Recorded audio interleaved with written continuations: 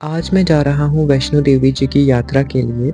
सबसे पहले जम्मू से कटरा के लिए ली बस और खूबसूरत नज़ारों का मज़ा लेते हुए कुछ देर के बाद हम पहुँच गए कटरा बेस कैंप। यहाँ पर पहुँचते ही सबसे पहले डॉर्मेट्री बुक करवाई और रजिस्ट्रेशन कार्ड बनवाया यात्रा के लिए। फिर हम गए मेन एंट्रेंस पर जहाँ से यात्रा स्टार्ट होनी थी और आज बहुत ज़्यादा भीड़ थी। कुछ देर के बाद हमने यात्रा स्टार्ट करी और सबसे पहले आया बाणगंगा। यहाँ पर हमने पहले खुद को किया शुद्ध और किए दर्शन।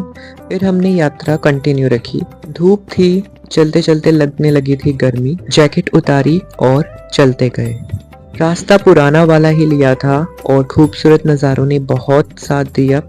अपने आप को हाइड्रेटेड रखा और कुछ देर के बाद हम पहुँच गए अर्धकुंवारी। दर्शन करने के बाद हमने अपनी चढ़ाई कंटिन्यू रखी और ये नज़ारा देखो। सबसे पहले कुछ घंटों के चढ़ाई के बाद हम पहुंच चुके थे भवन, लेकिन दर्शन करने में हम लेट हो गए क्योंकि बहुत ज़्यादा भीड़ थी। फिर हमने खाए राजमा चावल और पी एक कप कॉफ़ी और गए डॉर्मेट्री की तरफ दुर्गा भवन में। यहाँ पर की रेस्ट और यहाँ पर बहुत ज़्यादा ठंड थी। कुछ घंटों की रेस्ट के बाद हम चल पड़े भैरव घाटी के लिए। सुबह 5 बजे उठने के बाद हमने भैरव घाटी का ट्रैक शुरू किया। ट्रैकिंग के टाइम बहुत सुकून भरा एहसास था। ज़्यादा लोग नहीं थे, रास्ता बीच बीच में से सुनसान था।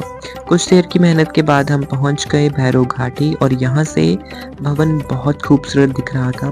फिर हमने कर दिए दर्शन भैरव जी के और काफ़ी आसानी से दर्शन हो गए। एंड ऑनेस्टली बताऊं तो मैंने कुछ मांगा नहीं, लेकिन जितना भी आपने दिया है उसका शुक्रिया अदा किया। फिर धीरे धीरे करके उजाला होने लगा और हमने नीचे का ट्रैक स्टार्ट कर दिया।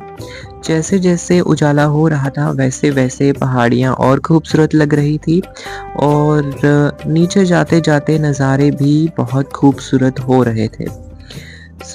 पहाड़ों की सुबह बहुत ही सुकून भरा एक एहसास देती है, जो कि आई बिलीव सबको एक्सपीरियंस करनी ही चाहिए।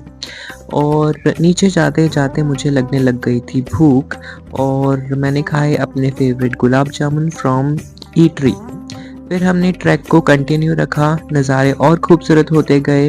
बादल पहाड़ों को टच कर रहे थे। अपनी बिजी लाइफ से थोड़ा सा ब्रेक लेना और मन को शांत करना ये बहुत ज़रूरी होता है।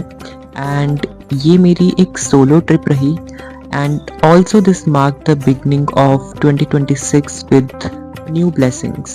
So this was all about today's vlog.